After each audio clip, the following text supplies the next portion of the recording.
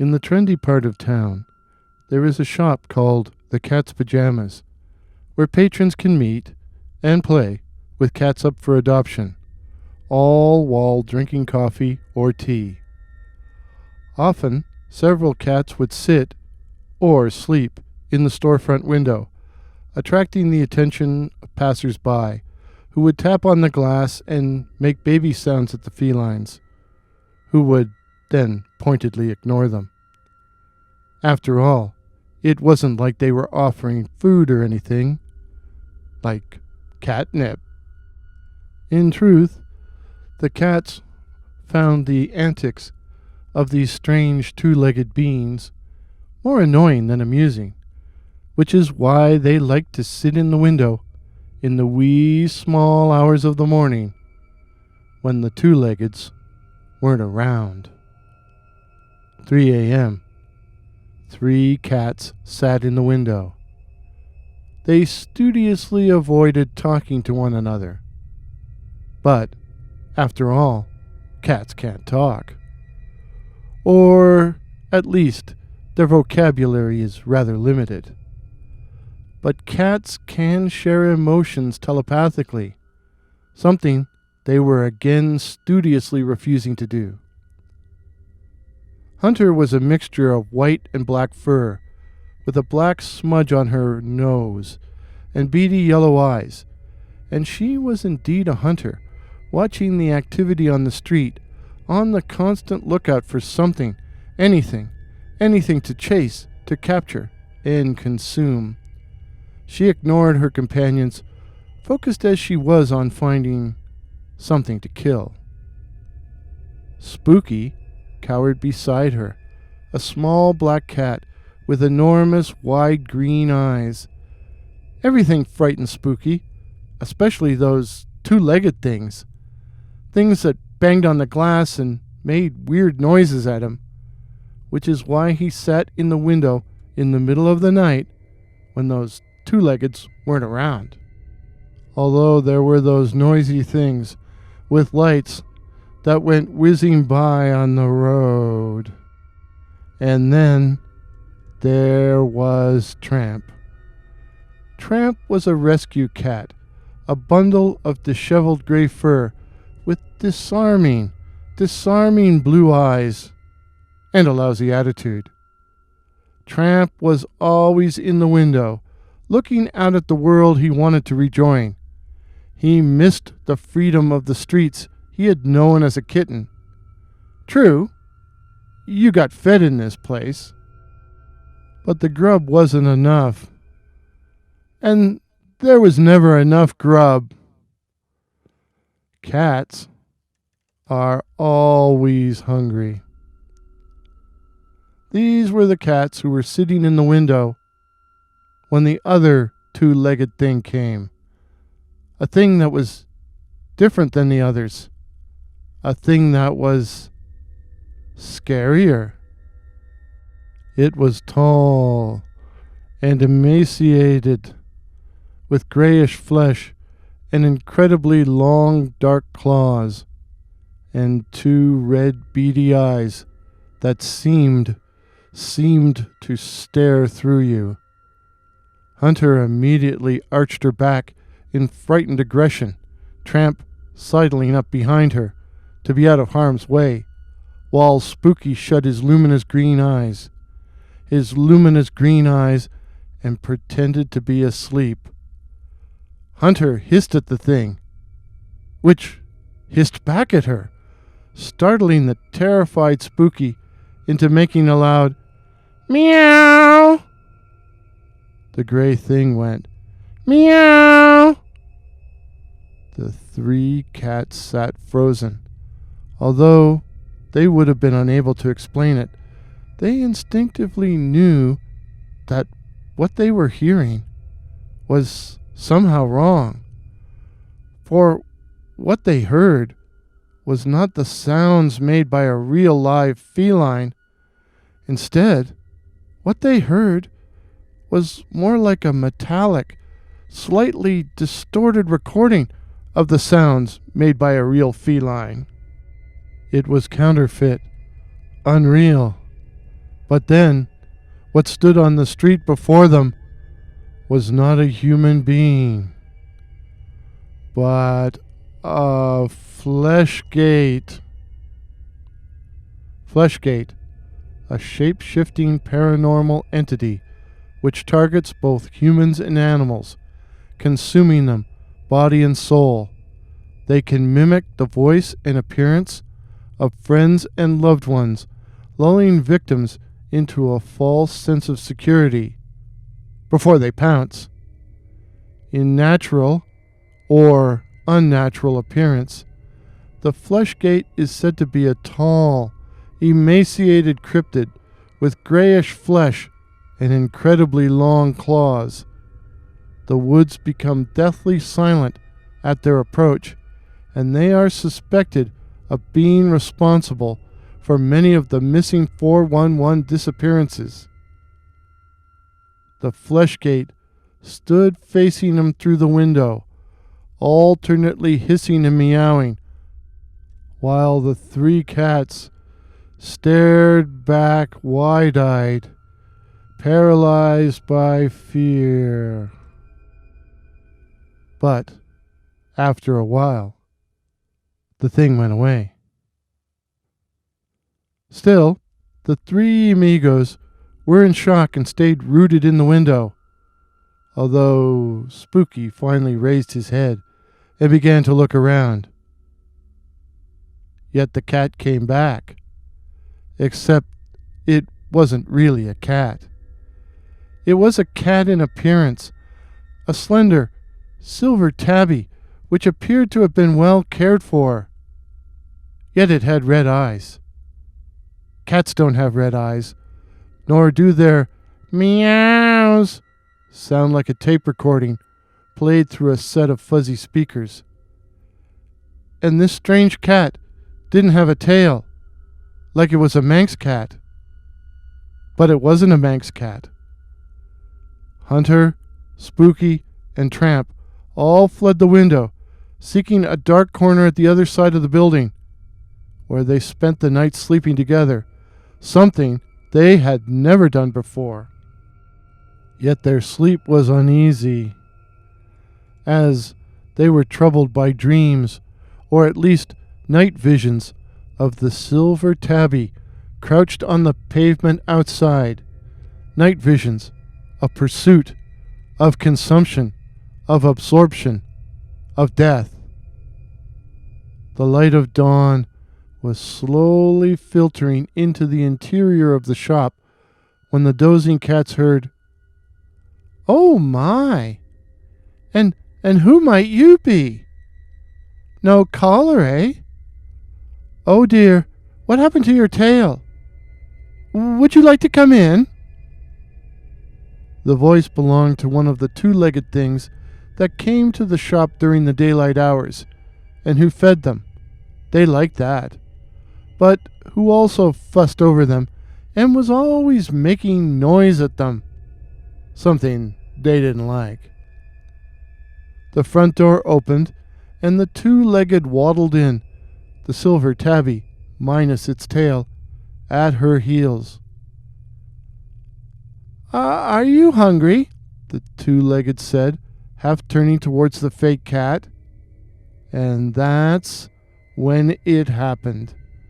The tabby seemed to rise onto its back paws as a pall of swirling gray mist appeared to vacate its slender body and enwrap and surround the two-legged one, who staggered and fell against the wall, and then straightened up and said, "Oh my, and who might you be? No collar, eh? Oh dear, what happened to your tail? Would you like to come in? Are you hungry?" All the cats housed in cat's pajamas, some 15 in total, scattered, for they sensed danger. Danger from both the two-legged thing and the cat that wasn't really a cat. Both cat and two-legged headed directly for Hunter, for Tramp, and for Spooky. And who knows what might have happened then had someone not knocked on the back door. The two-legged one went to the back door, followed by the supposed tabby, and opened it. Another two-leg stood in the doorway, holding a large paper bag. "I brought the kitty litter and the food. Can you give me a hand? It's all in the trunk." To which the first two-leg, the Fleshgait's first victim, replied, "Oh my, and who might you be? No collar, eh? Oh dear, what happened to your tail? Would you like to come in? Are you hungry?" What? And now the new two-legged found herself, enveloped in the grayish mist, and Tramp, followed by Hunter, even followed by Spooky, made a beeline for the open back door. They ran down the alley behind the store, past the dumpsters and the parked cars, fired by a common idea.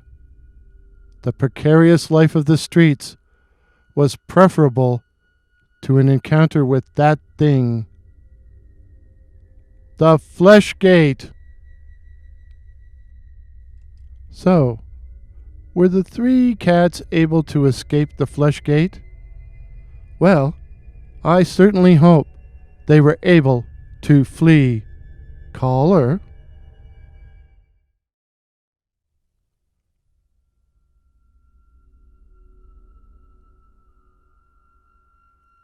Fleshgait.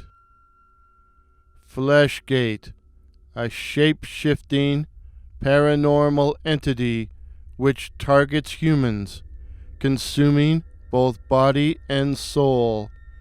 They can mimic the voice and appearance of friends and loved ones, lulling victims into a false sense of security before they pounce. In natural or unnatural appearance, the Fleshgait is said to be a tall, emaciated cryptid with grayish flesh and incredibly long claws.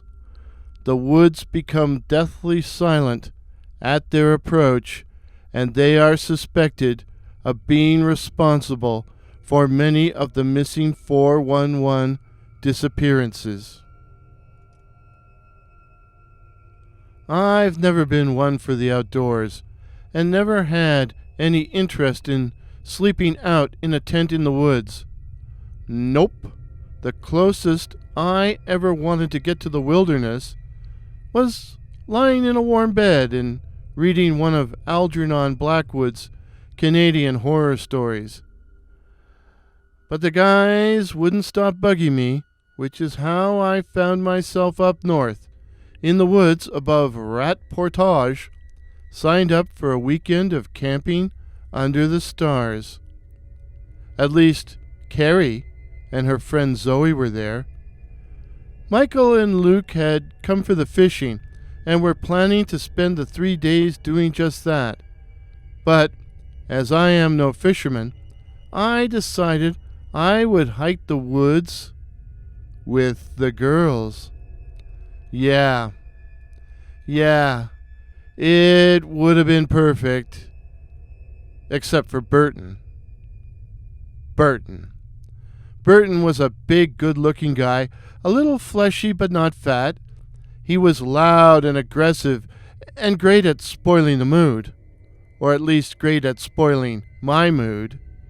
And he didn't like fishing either. So he chose to go hiking with us. Great.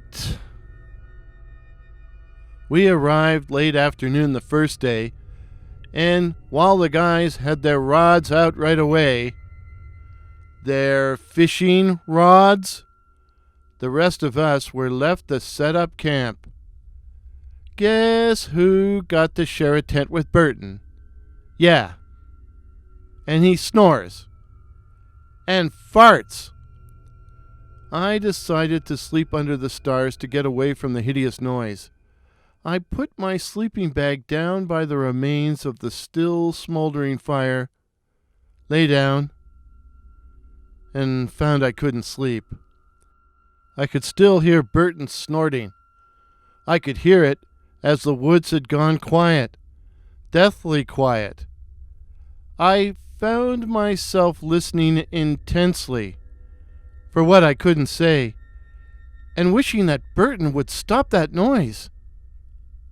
Something was moving around amongst the trees, moving lightly with incredible stealth, and it seemed to be drawing closer.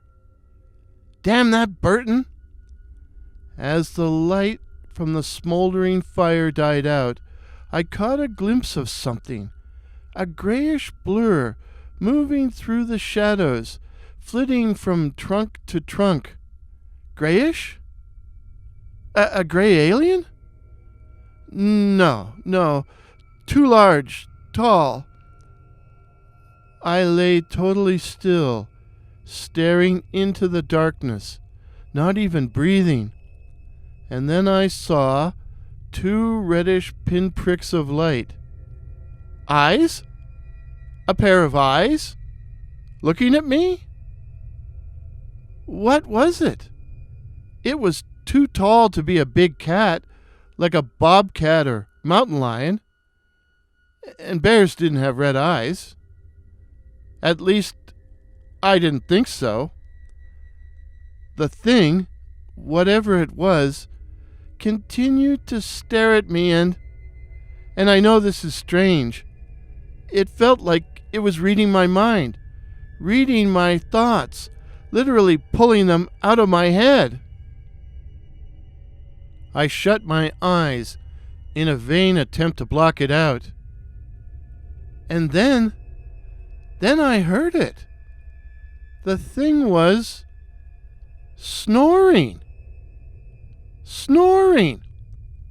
Or, to put it more accurately, it was making snoring noises.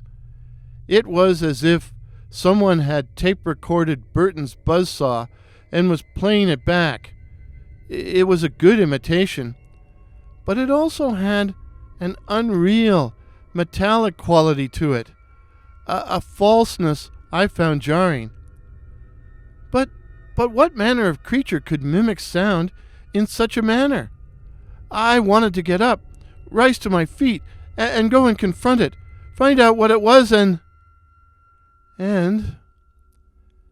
I was actually getting out of my sleeping bag when the fear hit me, instinctive, primordial fear, which threatened to turn my bowels to water. The sheer terror that prey feels towards a predator. Whatever this thing was, it intended to harm me. Fight or flight? I chose neither. Instead, I buried my head in my sleeping bag, and eventually the snoring sound went away. Burton eventually stopped sawing wood. But before I managed to fall asleep, I thought I heard Burton's voice talking to me in his usual snotty way. Hey, dude! Dude! I must have imagined it. Burton was asleep, right? Right? In the morning, it all felt like a bad dream, and I tried to put it out of my mind. After a crap breakfast featuring burnt coffee, swimming in grounds, Michael and Luke headed back to the creek, leaving me free to hike the nearby trails with the girls and Burton. Zoe had brought a bird book along, and with her busily engaged, I would have had Carrie all to myself. Would have. But then there was Burton. Old Bertie was playing the one-upsmanship game. If I talked about a band or a film, Bertie would sneer that they sucked. I wanted to know what Carrie liked to read, and said I was into graphic novels. I stopped reading comics in grade 5, Bertie bellowed with laughter. Graphic novels are novels, not comics, I retorted angrily. Whatever, dude, Bertie concluded in triumph. Yeah, the walk was like that. Meanwhile, Carrie was regarding us with amusement.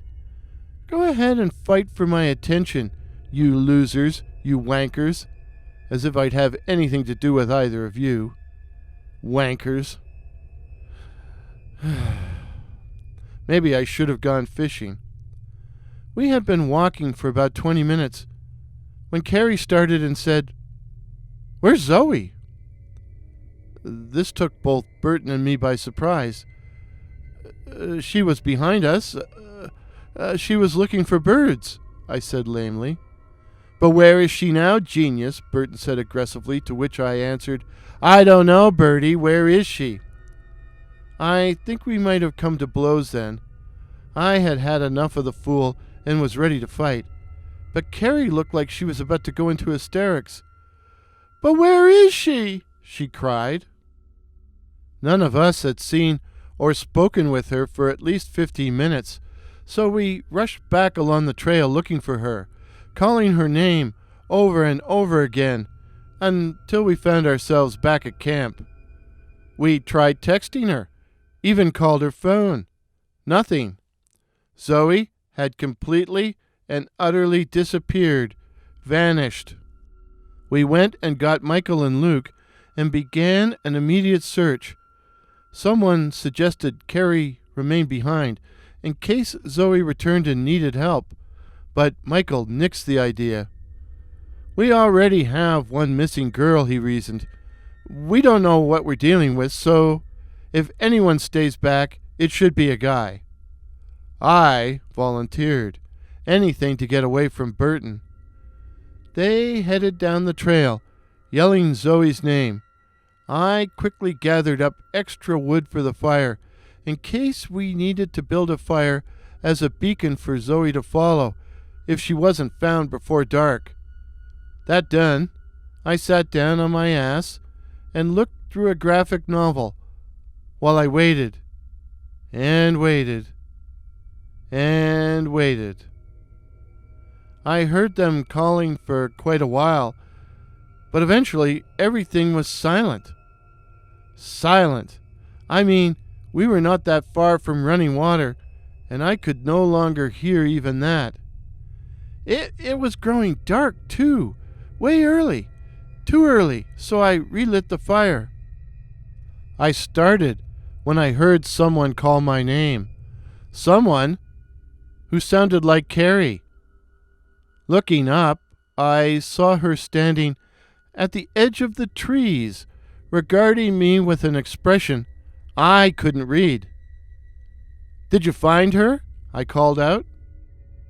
Carrie ignored my comment and instead came towards me, saying my name in a strange, blurred voice. Carrie? I sputtered in confusion.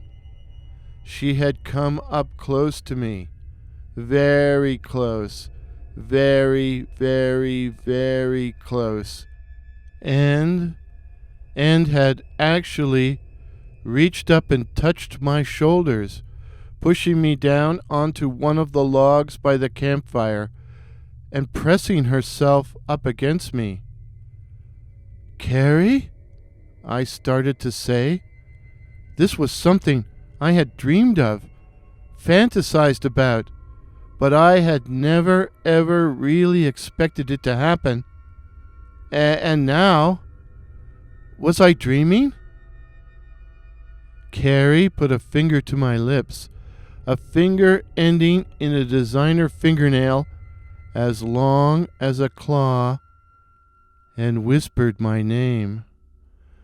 But just as she kissed me, I looked into her eyes, her beautiful dark blue eyes, and they were dead eyes, dead and soulless, and looking at me with a hunger which was feral rather than amorous. She wasn't giving herself to me. She was taking from me. And as she leaned against me, I smelled the stench of rotting flesh and almost drew back, drew away from her. Almost.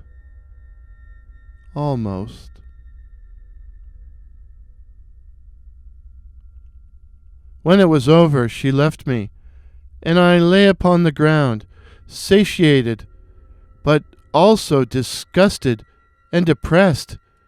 It hadn't been like I had imagined it would be. It was now dark. I heard noises coming from the woods. The fire was smoldering, so I quickly added some kindling and got it blazing again. Michael and Luke were half carrying Zoe, who was sobbing uncontrollably. But the biggest shock for me was Carrie. Carrie holding hands with Burton? With Burton? WTF? What happened? I said, sort of stunned-like. Burton found her, Carrie said joyously. Was that after you left here? I was about to say left me, but changed it at the last second to left here. I could see the question confused her, so I tried, after you left camp just now. She's never been back to camp. She's been with me the whole time, Burton said angrily, clearly staking his claim to Carrie's affections. I now became aware of what Zoe was saying. I got distracted, and when I looked up, everyone was gone. I couldn't see anyone anywhere. But I could hear your voice, she said, staring directly at me. I could hear your voice, telling me to come to you, just a little bit further into the woods, to come to you. And then I could see you, in front of me, but you just kept looking at me and leading me further into the woods. But you wouldn't stop. You wouldn't stop and wait for me. Then I heard Carrie and Burton calling me, and I looked away for a moment. But when I looked back, you weren't there. Why didn't you wait for me? Why? But Zoe, I protested, I never left camp. But if you were here the whole time, who was it I saw out there in the woods? Who, indeed? And who, or what, did I just make love to?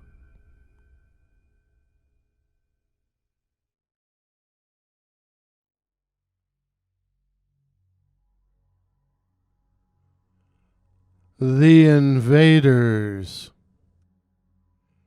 Captain, our sensors indicate the local atmosphere is compatible with the air we breathe at home. So I ask permission to leave the mother ship and make contact. The captain appeared to consider, although her ultimate answer was obvious. Very well, Spinks, but don't put yourself at risk, if possible. Well, the question of risk ultimately lies with them, doesn't it, Captain?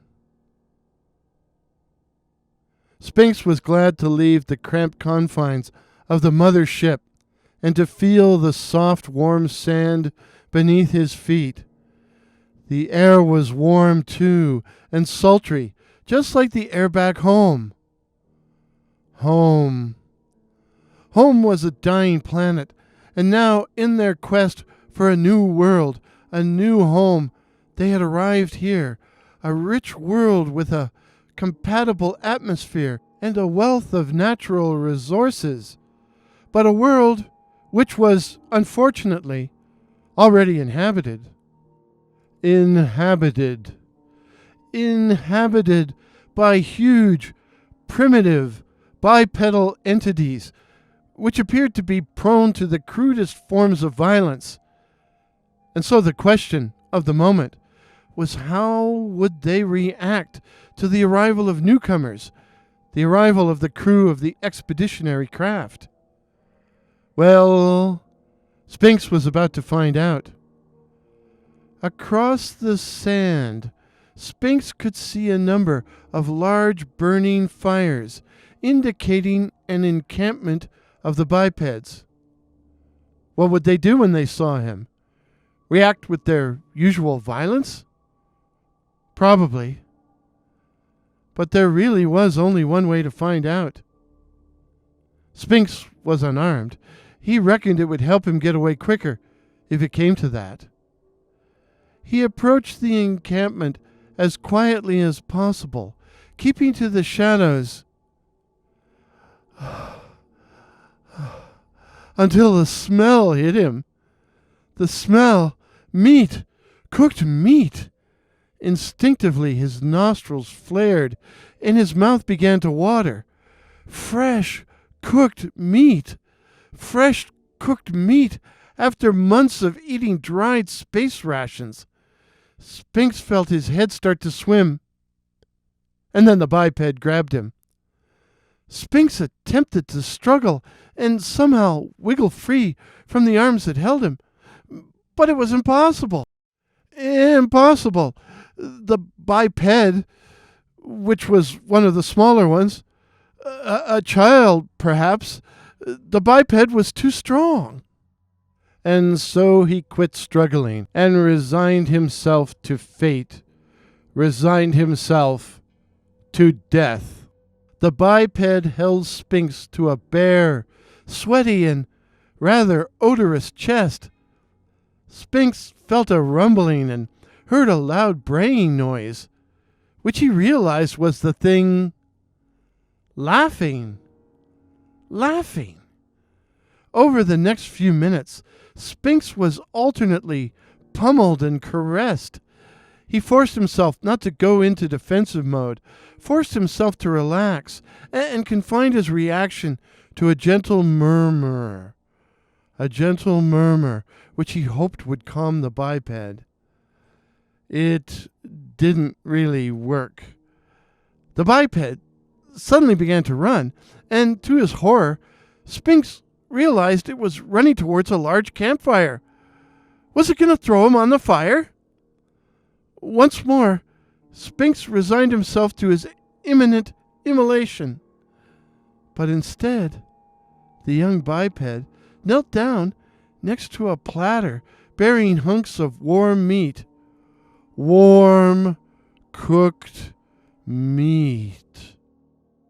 Once more, Spinks' mouth began to water, and his stomach began to growl.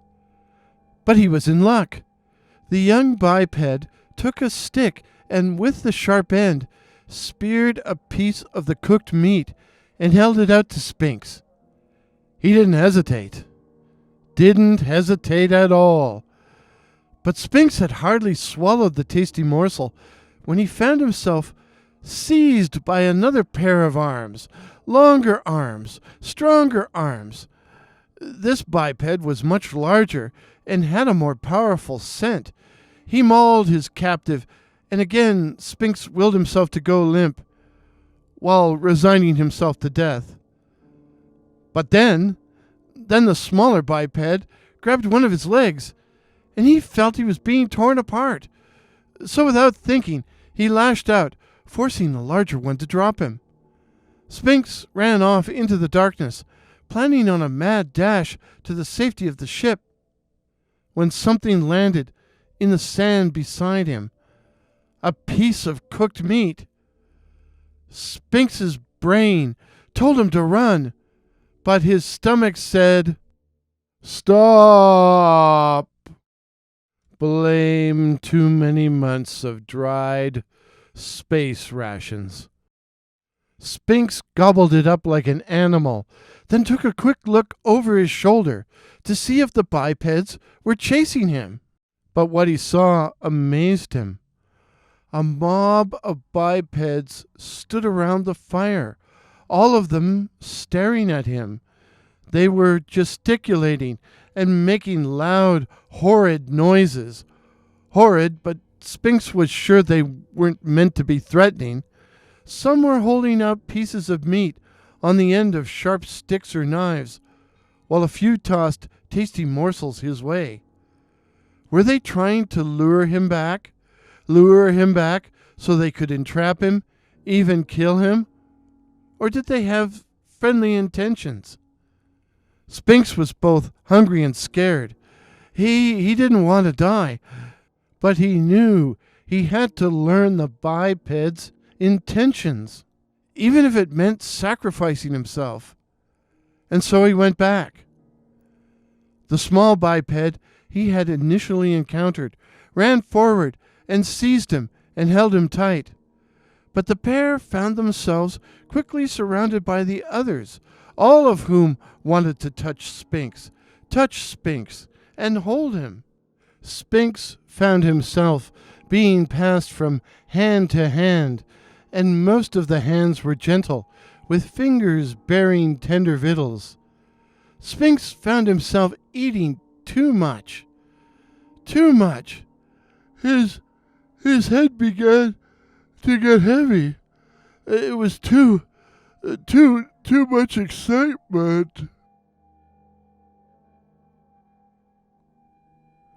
Sphinx awoke to find himself lying next to the young biped, who was asleep and making loud, raucous noises, which Sphinx realized were snores. Sphinx gently slipped away and slipped through the darkness, heading for the mothership. "I think this might work," he said to himself. "I think this might work. But the rest of the crew will have to expose themselves to the dangers of contact as well." In the morning, the 30-member crew returned to the encampment and to the sound of a wailing child. Sphinx had obviously been missed. A bright, blazing orb, a burning reddish orange, suddenly appeared over the rim of the world and totally illuminated the crew in its blazing hot rays. Squinting in the intense light, the crew could see a host of bipeds regarding them with what? They did appear to be smiling, and then suddenly they burst into a run and descended upon the crew. Sphinx shut his eyes. This was the moment of truth. The bipeds seized the crew members and began to caress them. 3 days and 3 nights later, Sphinx managed to slink away from the sleeping encampment and made his way back to the mother ship, where the captain anxiously awaited his report. After entering the vessel and making obeisance to his commander, Sphinx said, "Captain, we have found our objective." "And will we be able to conquer them?" the captain purred in her quiet voice. "Without resorting to force or violence," Sphinx answered firmly. "They will serve us and do our bidding willingly, feed and protect us willingly, share their planet with us willingly. In fact, it gives them pleasure to do so." "And they will be able to accommodate us all, our entire population, to live in complete independence?" the captain said. "The world is ours, and its people are slaves. And all we have to do is show up," Sphinx concluded. "Very well then," said the captain. "I shall so inform the Emperor." And so she did, and the Emperor was pleased. "You and your crew have done well," Captain Bastet intoned the Emperor. "Our entire population will be leaving shortly and will land on all the fertile regions of the blue planet." Meow! Meow, saluted Captain Bastet, and with that she set the mother ship to self-destruct, and then dropped on her 4 cat feet onto the sand and walked into her new life on their new world. Their world. The moral of the story? Cats rule while the rest of us drool.